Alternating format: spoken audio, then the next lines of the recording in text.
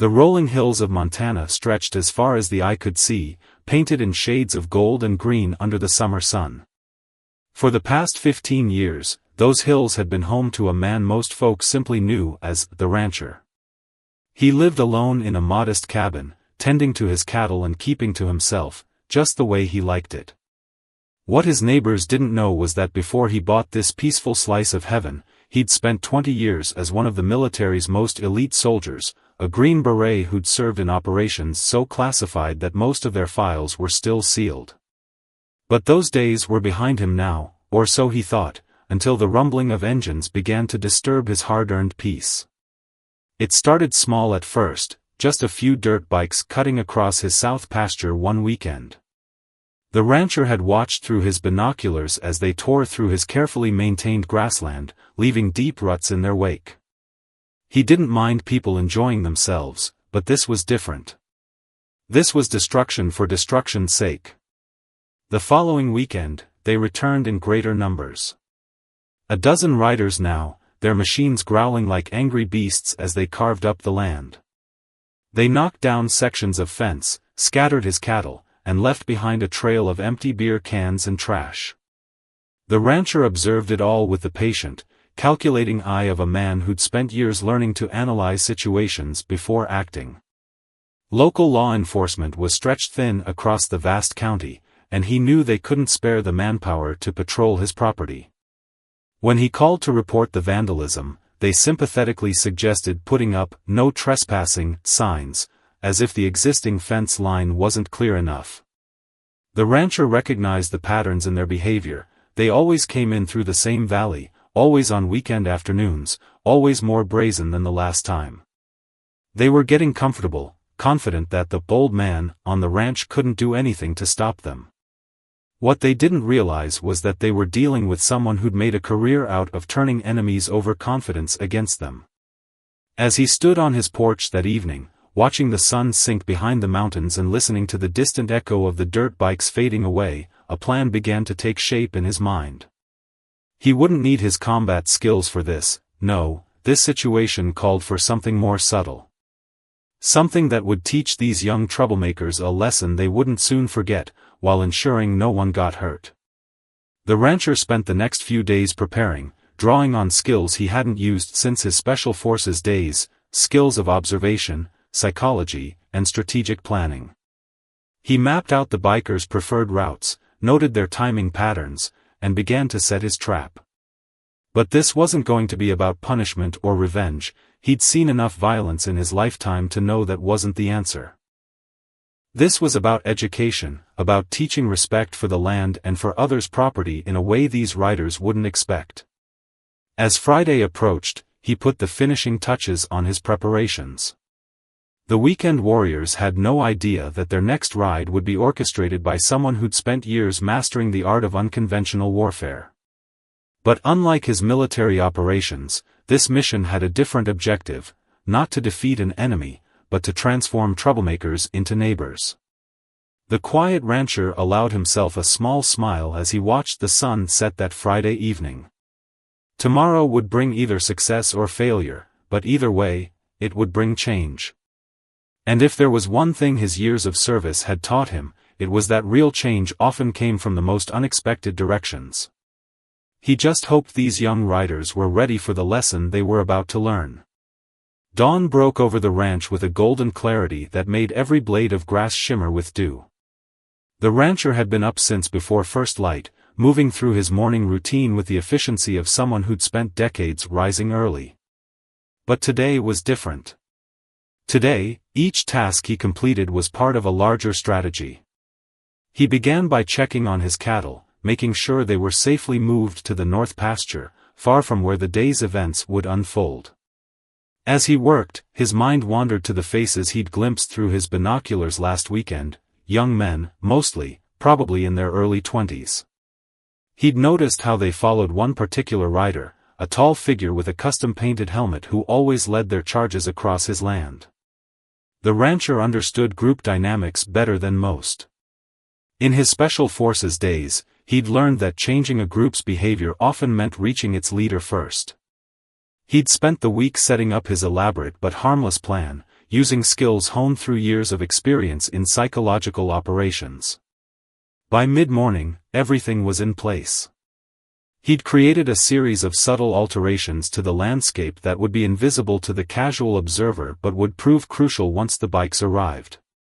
Using his knowledge of the land's natural features, he'd engineered a sequence of events that would unfold like a well-orchestrated symphony. The first riders appeared just after lunch, right on schedule. The rumble of their engines carried across the valley as they approached his property line.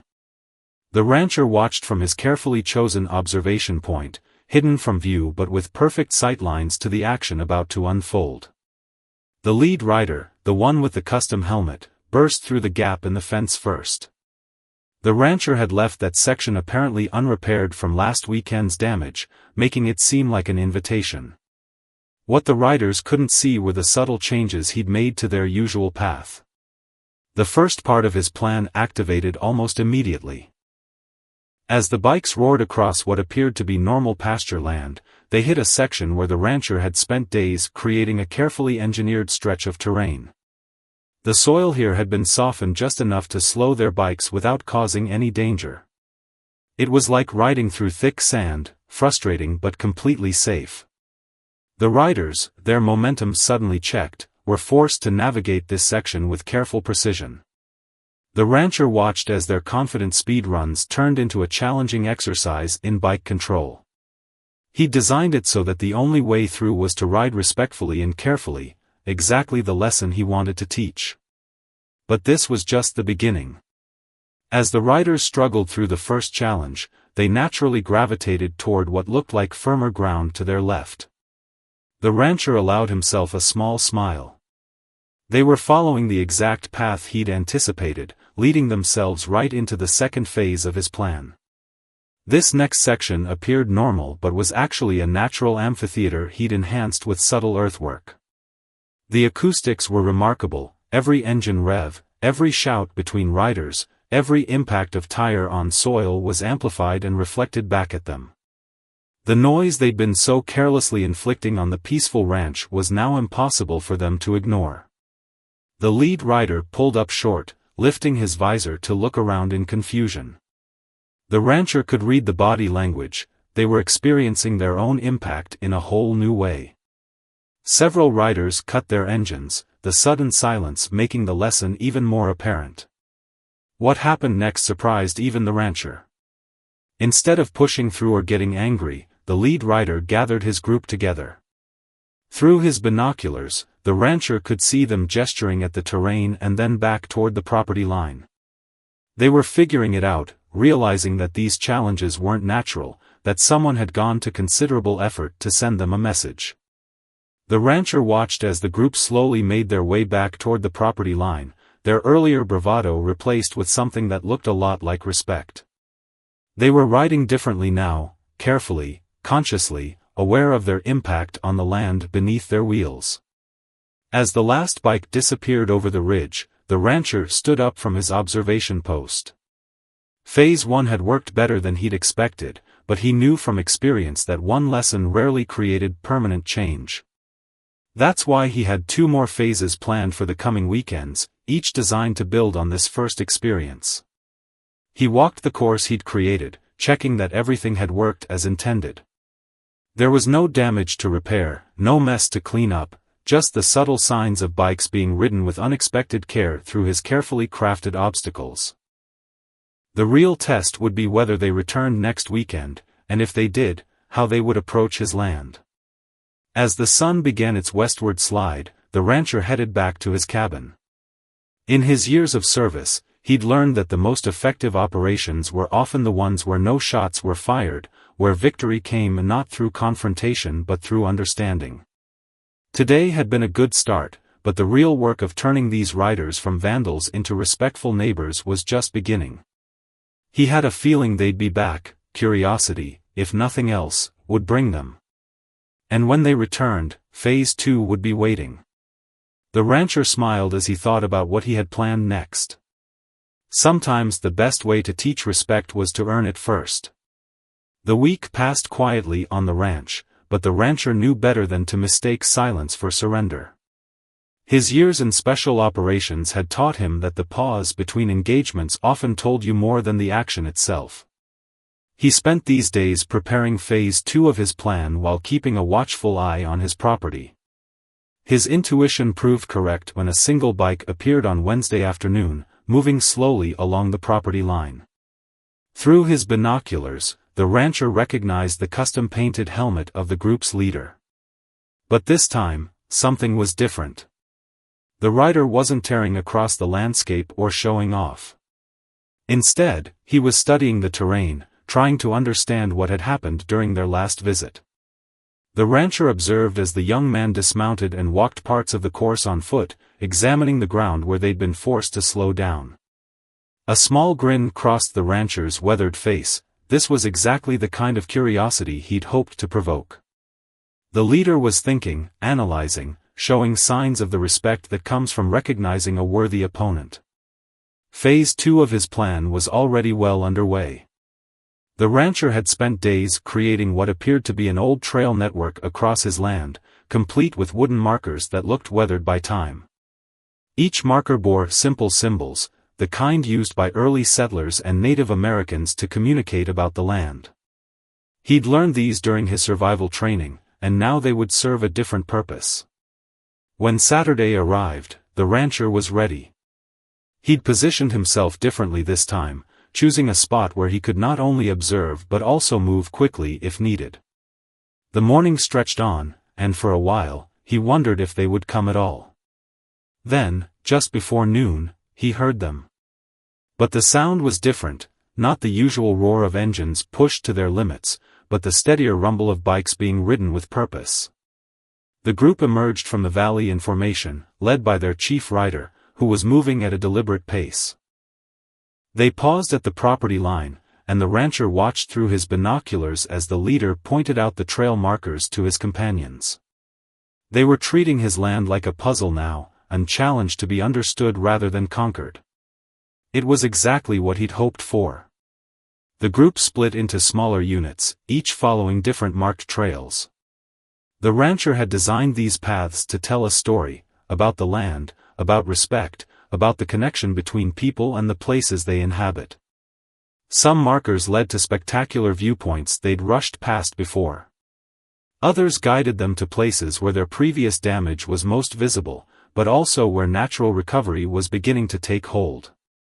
One trail led to a small spring-fed pond, hidden in a grove of aspens. The rancher had left an old-style camping setup there, the kind that spoke of harmony with the land rather than dominion over it. He watched as several riders discovered it, cutting their engines to explore on foot. Their body language showed surprise and interest as they examined the setup. The leader spent the most time at this spot, studying the way the camp was arranged. The rancher could almost see the questions forming in the young man's mind: who had created these trails? What were they trying to say? The mystery was doing its work, transforming their relationship with the land from one of conquest to one of curiosity. As the afternoon wore on, the rancher noticed something remarkable. The riders were beginning to mimic the style of trail marking they'd seen. They were leaving their own signs, not of destruction, but of discovery. Using fallen branches, they marked spots they'd found interesting, creating their own layer of communication on the land. At one point, the leader and a few others stopped near a section of damaged fence, not from their recent visits, but from their earlier rampages. Without prompting, they dismounted and spent nearly an hour attempting to repair it. Their technique was amateur, but their intention was clear. They were beginning to see themselves as stewards rather than invaders. The rancher had to fight the urge to walk out and show them proper fence-mending technique. But he knew that would come later. For now, it was crucial that they continue to feel like they were discovering these lessons on their own. As the sun began to dip, the group gathered at the spring-fed pond for a final time. The rancher watched as they talked, gesturing at the trails and markers. They were piecing together the message he'd laid out, but making it their own. Before leaving, they did something that brought a warm smile to the rancher's face. They cleaned up not just their own minimal trash from the day, but some of the litter they'd left during previous visits. When they finally rode out, it was as a single group, following the marked trails rather than making their own.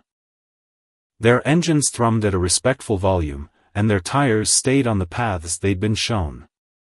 The transformation wasn't complete, but it was progressing faster than the rancher had dared to hope. That evening, as he walked the trails to check on his handiwork, the rancher found something unexpected. At the repaired fence section, the riders had left their own marker, a simple arrangement of stones pointing toward the setting sun. It wasn't any traditional signal he recognized, but its meaning was clear enough: they were beginning to speak the language of the land. Phase 2 had succeeded beyond his expectations, but the rancher wasn't done yet. For Phase 3, he planned to take this newfound respect and turn it into something more, a bridge between two different ways of enjoying the same piece of earth. As he watched the last light fade from the sky, he began to lay out the final stage of his plan in his mind. The third weekend approached with a sense of anticipation that hung in the air like the morning mist over the valley. The rancher had spent the past few days implementing the final phase of his plan, one that would either bridge the gap between two worlds or reveal that some distances couldn't be crossed. He'd noticed something during the riders' last visit that gave him hope: the way they'd started to read the land, to understand its rhythms and patterns. It reminded him of his own journey, years ago, when he'd transitioned from seeing terrain as an obstacle to viewing it as a teacher. Now it was time to complete their education, but in a way they'd never expect. This time, he left them a more direct invitation. At their usual entry point, he posted a hand-carved wooden sign: "Trail Riders Welcome, follow the markers." It was a risk, he knew, explicitly acknowledging their presence. But his years of experience had taught him that sometimes the best way to change an enemy was to stop treating them as one. The morning brought an unusual sight: the bikes arrived one by one, not in their usual group formation. Each rider took time to read the sign, some even taking photos with their phones. The leader arrived last, and what he did next confirmed the rancher's instincts had been right. He removed his helmet at the gate, showing respect before entering. The rancher had created something special for this final phase. Using his knowledge of the land and skills from his military days, he designed what he called a heritage trail, a path that wound through his property telling the story of the valley. But he'd done it in a way that would speak to these young riders. The trail began with natural challenges that would test their riding skills, but in a controlled, purposeful way. Each section was marked with signs explaining the history of the land, from the Native Americans who first hunted these valleys to the ranchers who later worked them. He'd included old photographs from the County Historical Society, showing how motorcycles had actually been used on ranches in the early days for checking fence lines and moving cattle. As the riders progressed along the trail, they encountered sections that required different skills, not just speed and power, but precision and patience. The rancher had created berms and switchbacks that mimicked the natural flow of the land, showing them how to ride with the terrain rather than against it.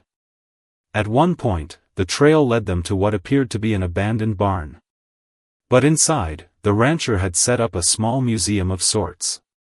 Old ranching tools hung on the walls alongside vintage motorcycle photos. He'd even included some military memorabilia from his Green Beret days, nothing classified, just enough to hint at his background. The message was clear: different paths could lead to the same respect for the land. The riders spent a long time in that barn, their bikes parked outside as they explored this unexpected glimpse into the valley's history. The rancher watched from his hidden observation post as they pointed out details to each other, their excitement evident even from a distance. They were beginning to see themselves as part of a larger story. But the real test came at the trail's end. The rancher had created a final challenge, a series of obstacles that could only be completed by riders working together. It required spotting, signaling, and trust. He watched as they faced this challenge, curious to see if they'd understand its purpose. The leader figured it out first. He organized his group into teams, using hand signals he'd learned from the trail markers to coordinate their movements. The riders who'd once torn across this land like invaders were now moving through it like a well-trained unit, each supporting the others. As they completed the final challenge, something unexpected happened. The leader gathered his group and, to the ranchers' surprise, they began maintaining the trail they'd just ridden. They smoothed out ruts, replaced fallen markers, and even added a few of their own signs. They were no longer just users of the land, they had become its caretakers. The rancher decided it was time. After weeks of watching from a distance, he mounted his own dirt bike, an old but well-maintained machine he'd kept from his military days. He rode out to meet them, not as an enforcer or an enemy, but as one rider to another. The look of surprise on their faces when he pulled up was priceless. The leader stepped forward, removing his helmet again.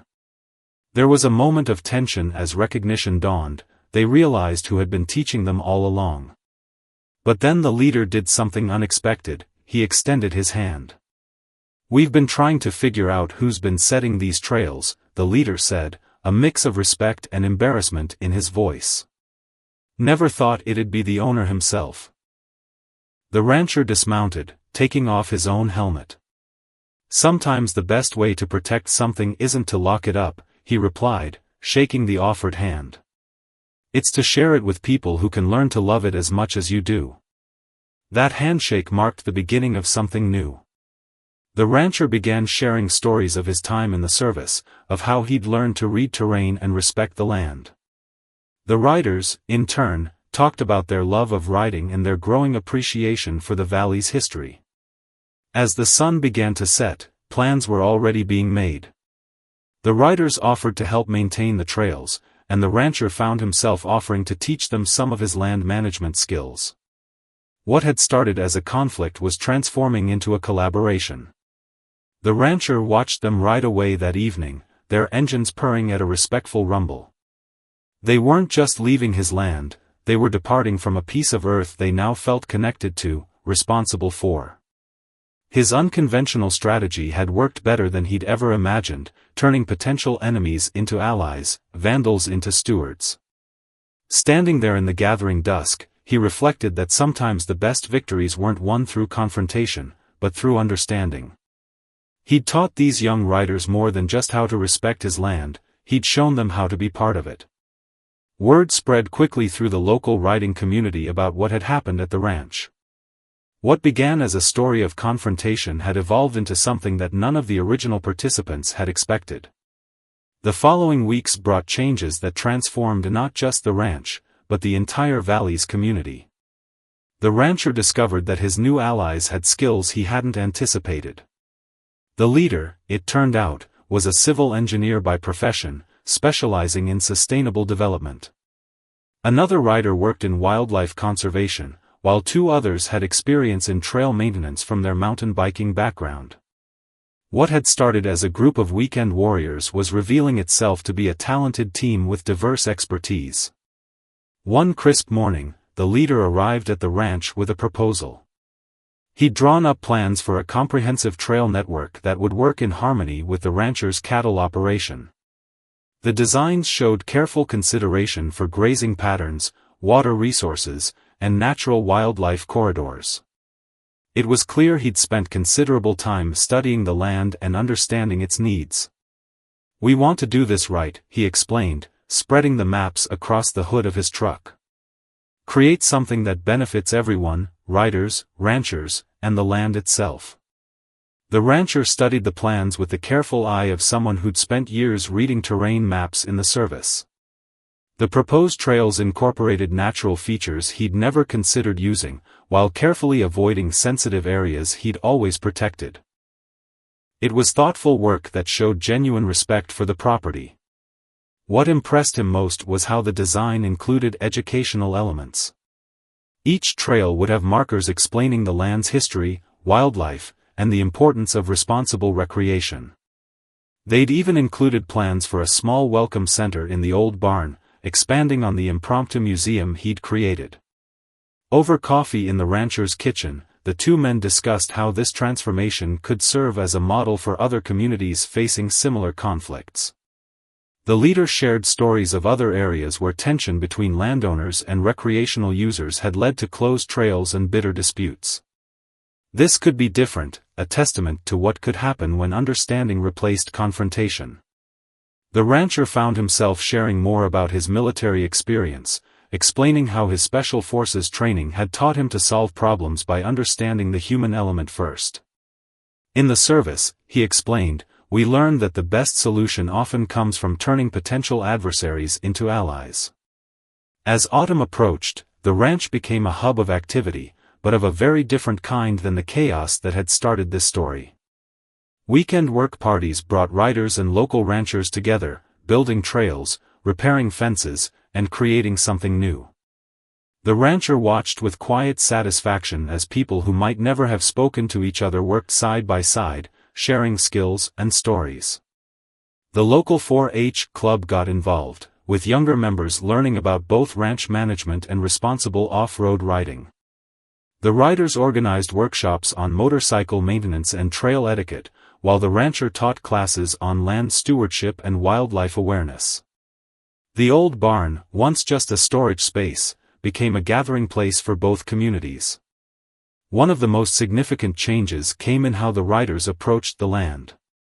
They began to understand the ranch's rhythms, knowing when to avoid certain areas during calving season, how to spot signs of wildlife, and when the ground was too wet for riding. They became eyes and ears for the rancher, reporting downed fences or sick cattle they spotted during their rides. The rancher found himself learning too. The riders taught him about modern trail building techniques that actually helped prevent erosion. He discovered that properly managed motorcycle trails could serve as excellent fire breaks, adding an extra layer of protection to his property. The land wasn't just being used, it was being enhanced through this collaboration. On a warm Saturday afternoon, the rancher sat on his porch, watching a group of riders help a neighboring rancher move cattle using their bikes. The sight would have been unimaginable just months ago. The sound of motorcycles, once an irritant, had become just another part of the ranch's daily chorus, no more out of place than the lowing of cattle or the cry of hawks overhead. The leader stopped by after the cattle drive, removing his helmet and accepting a glass of iced tea. They sat in comfortable silence for a moment, watching the sun paint the hills in shades of gold. You know, the leader said finally, when we first started coming here, we thought we were just finding a place to ride. Instead, we found a community. The rancher nodded, understanding exactly what he meant. His years in special forces had taught him that the strongest communities were often forged through overcoming conflicts. But even he hadn't expected this level of transformation. What had started as a plan to stop vandalism had evolved into something that strengthened the entire valley. Local papers began running stories about the unique partnership. Other ranchers and riding groups from neighboring counties came to see how it worked. The rancher found himself sharing not just his land, but the lessons he'd learned about turning conflict into cooperation. His military experience had taught him about winning battles, but this had shown him how to build peace. As the season changed and the aspens turned golden, the ranch hosted its first official event, a day of demonstrations and workshops bringing together riders, ranchers, and conservationists. Watching the diverse group interact, the rancher reflected on how far they'd come from those first confrontational weekends. The old soldier in him recognized that this was perhaps his most successful mission yet, not one of combat or confrontation, but of building bridges and understanding. He'd used every skill his military career had taught him, not to subdue an enemy, but to create allies and friends. Winter settled over the valley like a soft blanket, bringing a different kind of quiet to the ranch. The trails were closed for the season to protect the fragile ground, but that didn't mean the work had stopped.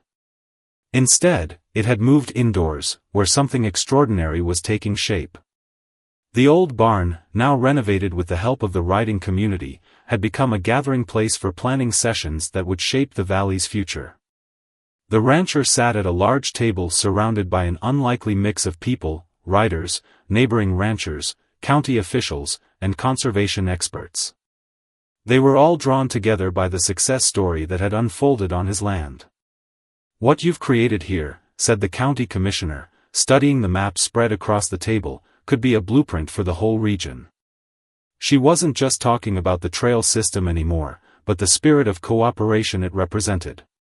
The leader of the riding group, who now regularly joined these meetings, had become an unexpected advocate for responsible land use. He shared stories of how their experience had changed other riding groups' attitudes. "We're seeing it already," he explained. "Riders are policing themselves, teaching the newer ones about respect for the land. It's becoming part of the culture." The rancher listened more than he spoke during these meetings, a habit from his special forces days. He watched as former adversaries worked together, finding common ground in their shared love for the land.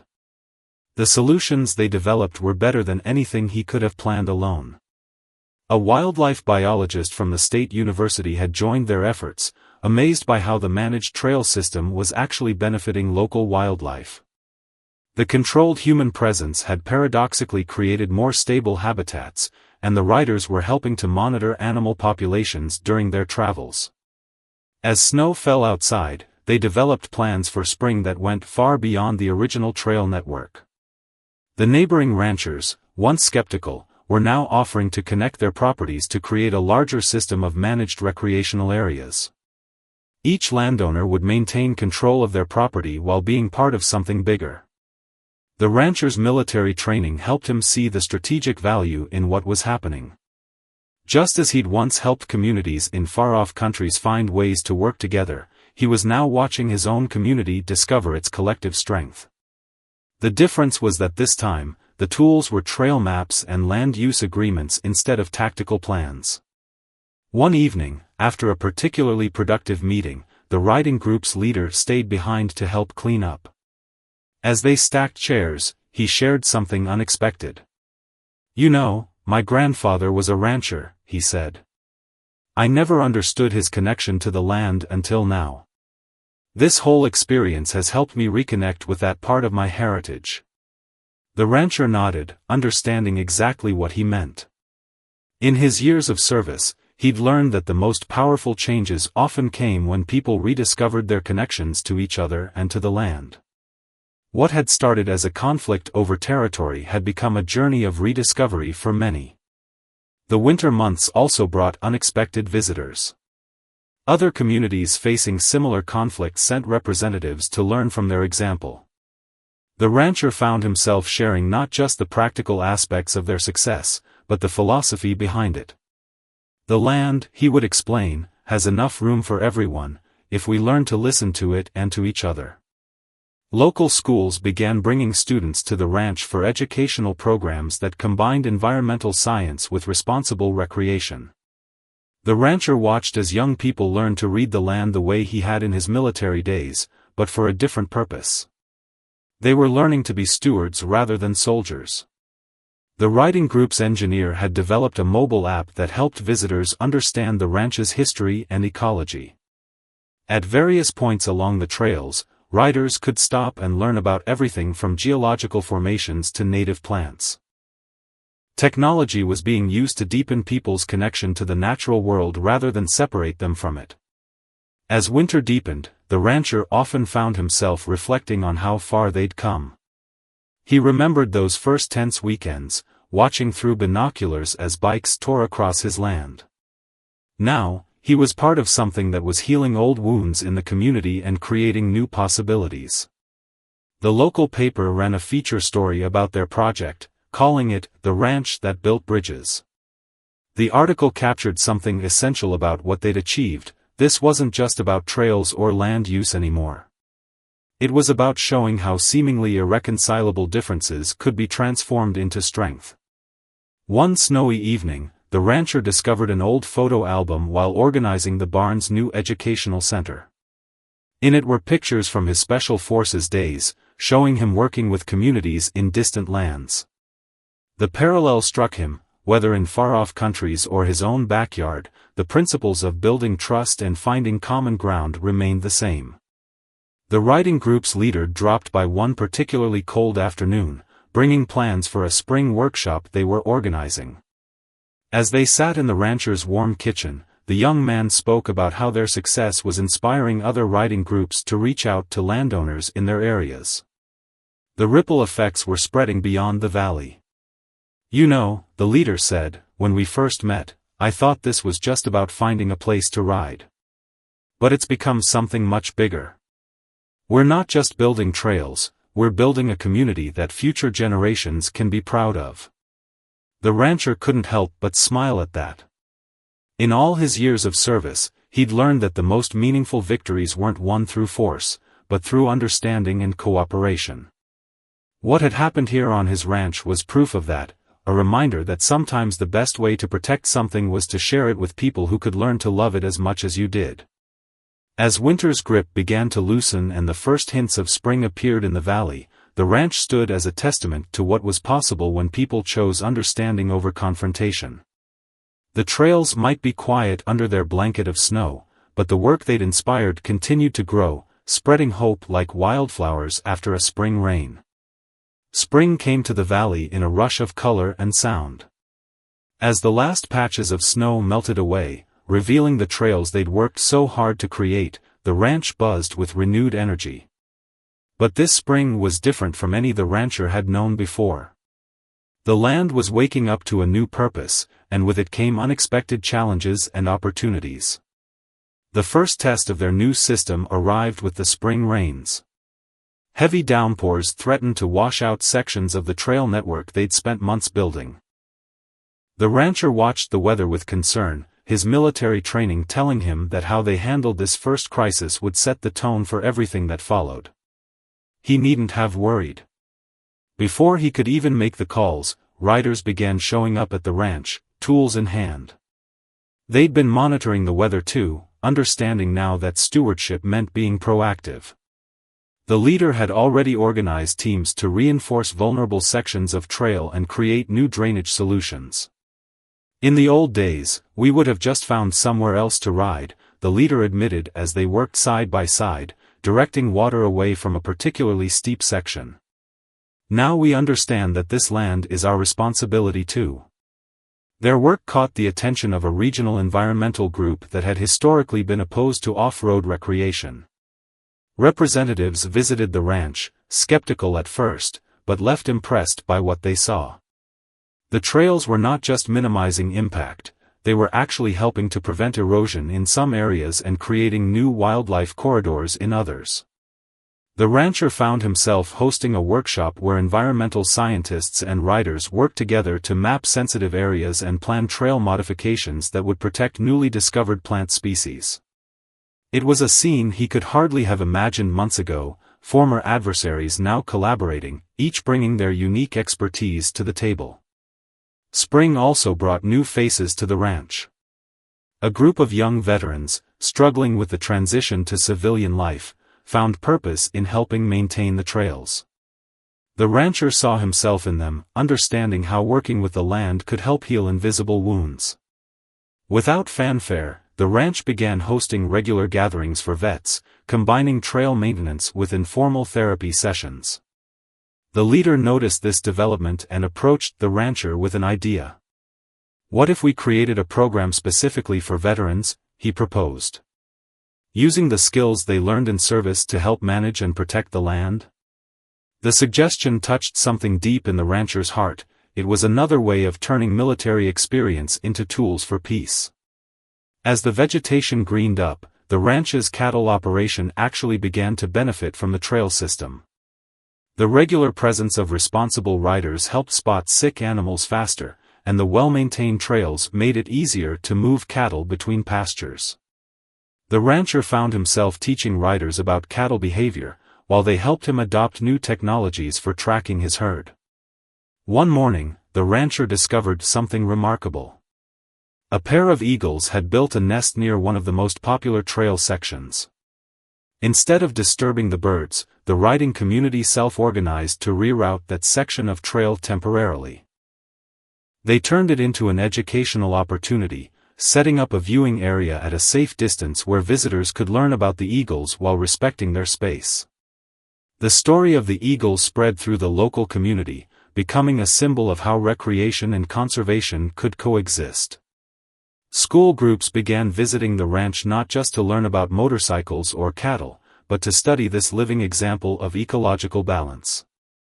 The rancher often found himself thinking about how far they'd come from those first confrontational weekends. Mid-spring brought an unexpected honor.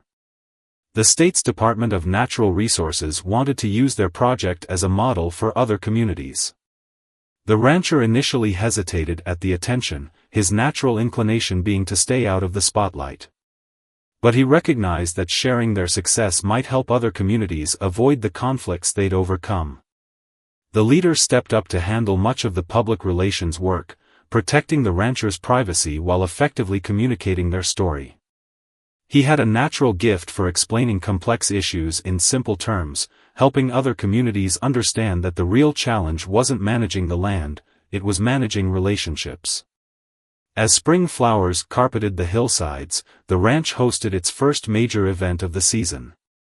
Riders from across the state came to learn about responsible trail use, but they left with much more. They gained an understanding of how motorsports could coexist with ranching, how recreation could support conservation, and how apparent conflicts could transform into cooperation. The rancher observed it all from his familiar vantage point on the porch, but now he wasn't watching for trespassers. He was watching a community in action, one that had formed around the very conflicts that had once threatened to tear it apart. His military training had taught him to spot potential threats, but now he was spotting opportunities, chances to build something even stronger.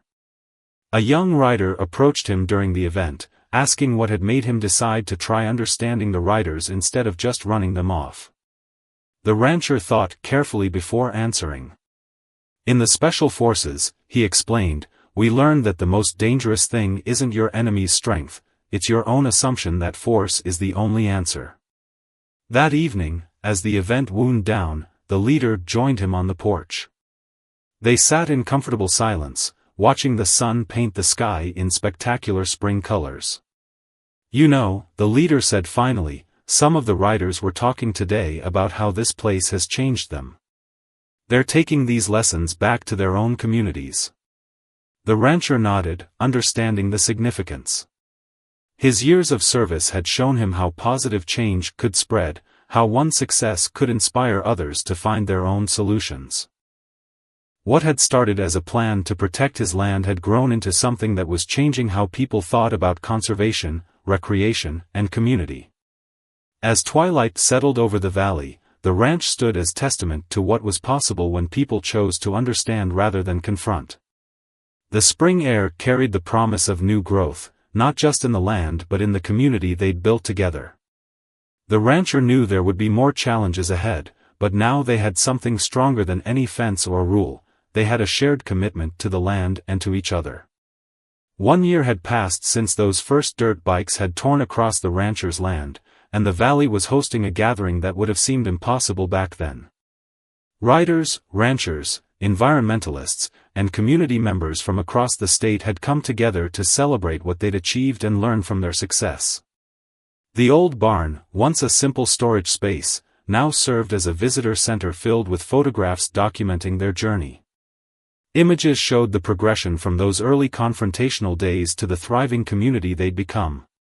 The rancher paused at a particular photo, the first handshake between him and the riding group's leader. It captured the moment everything began to change. Outside, the spring air hummed with activity. Groups of visitors toured the trail system, led by riders who'd once been the very ones causing trouble. These former troublemakers now spoke with passion about land stewardship, wildlife protection, and responsible recreation. Their transformation was perhaps the most powerful testimony to what had been achieved. The leader, who'd become a close friend to the rancher, was conducting a workshop on trail design. The key, he explained to his audience, isn't just building paths through the landscape. It's building connections between people and the land. The rancher smiled, recognizing how much wisdom the young man had gained over the past year. Near the spring-fed pond, a group of veterans worked with local youth, teaching them about land navigation using skills from their military service. The rancher's initiative to involve veterans had grown into a full-fledged program, giving former service members a new mission in civilian life. Watching them, he saw his own journey reflected in theirs, the transition from protecting territory to nurturing community. The state's environmental protection director, who'd made the trip specially for this event, pulled the rancher aside. "What you've created here goes beyond land management," she said. "You've shown us a new way to resolve conflicts that we're now applying to other challenges across the state." Indeed, their success had sparked similar initiatives throughout the region.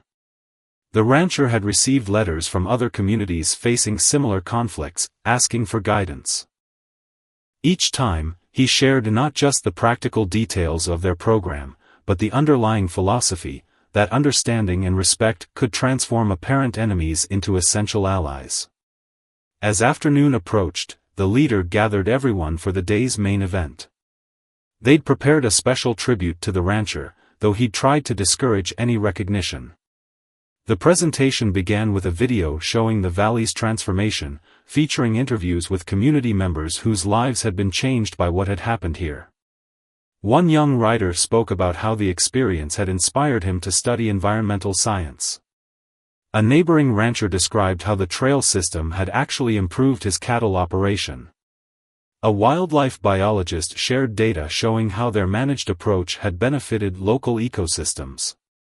Each story added another layer to the tapestry they'd woven together. The leader then unveiled something that brought a rare tear to the rancher's eye, a new sign for the ranch entrance. It read, "Veterans Valley Ranch, where paths connect." Below was a symbol combining elements from ranching, riding, and military service, representing the unique fusion they'd achieved. "This place has become more than just a ranch or a riding area," the leader announced to the gathered crowd. "It's become a model for how communities can turn conflict into cooperation, how different ways of loving the land can strengthen each other instead of competing." The rancher, usually comfortable staying in the background, felt compelled to speak. Drawing on his years of experience, both military and civilian, he shared what this transformation had taught him. "In the Special Forces, we learned that the most powerful force isn't weapons or tactics, it's understanding. We learned to turn potential adversaries into allies by finding common ground. What's happened here proves that those principles work just as well at home as they do abroad." He continued, his voice carrying the weight of hard-won wisdom. "This land doesn't belong to any one group. It belongs to all of us, riders, ranchers, wildlife, and future generations. Our job isn't to fight over it, but to learn how to share it, protect it, and help it thrive."